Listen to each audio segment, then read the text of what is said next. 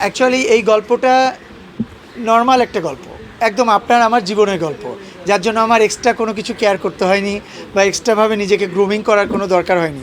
একদম আপনার আমার একদম নিজের গল্প, নিজের একটা ছোট ফ্যামিলি, বাবা মাস্টার, এর ভিতরে ইউনিভার্সিটিতে লেখাপড়া করতে যায় শহর থেকে, গ্রাম থেকে শহরে, ওখানে যাওয়ার পরে ভালো স্টুডেন্ট, ওইখানে যাওয়ার পর অনেক ধরনের প্রতিকূলতার ভিতর দিয়ে দিন কাটে তারপরে একটা মেয়ের সাথে রিলেশন হয়।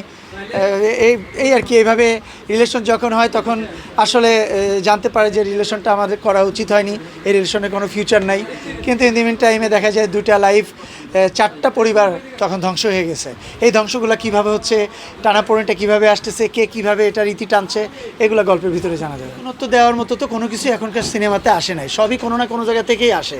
তা নাহলে আমরা কোনো কিছু দিলেই আপনারা ধরে ফেলেন যে ভাই আপনারা এটা তো এখান থেকে নিয়ে আসছেন। নতুনত্ব নাই, একটাই দিতে পারি, ফ্যামিলি এন্টারটেইনমেন্ট ছবি, ভালোবাসার একটা ছবি।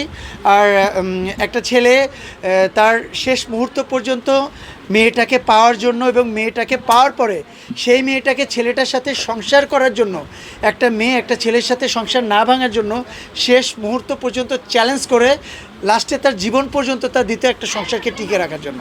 এটা একটা বড় মেসেজ, যেটা আমার দর্শকরা যদি ছবিটা দেখে তাহলে তার ওয়াইফের প্রতি সেই ছেলেটার ভালোবাসা বেড়ে যাবে, সেই মেয়েটার তার মা বাবার প্রতি ভালোবাসা বেড়ে যাবে, ছেলেটার মা বাবার প্রতি ভালোবাসা আসবে, ফ্যামিলি একটা বন্ডিং আসবে, পরিবারের প্রতি ভালোবাসার সৃষ্টি হবে।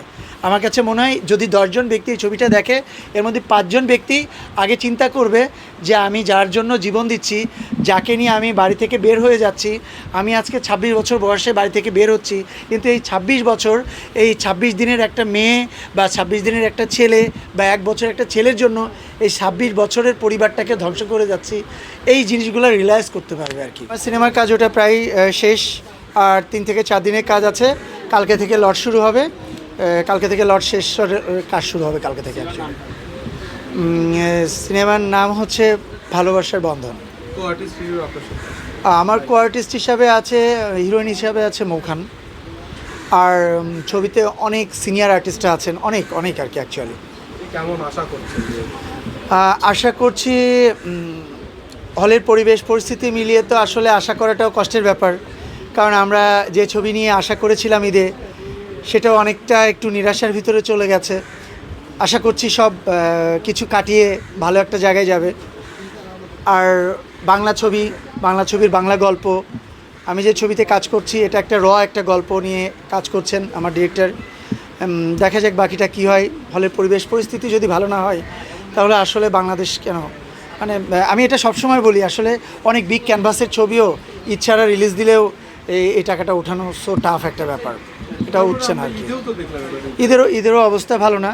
আমাদের গভর্নমেন্ট যদি সহযোগিতা না করে, হলের পরিমাণ যদি না বাড়াই, পরিবেশ যদি না বাড়াই, আগের মতো যদি আমরা হলমুখী যদি না হতে পারি, তাহলে ইন্ডাস্ট্রি আসলেই টিকে থাকাটা অনেক কষ্টের ব্যাপার।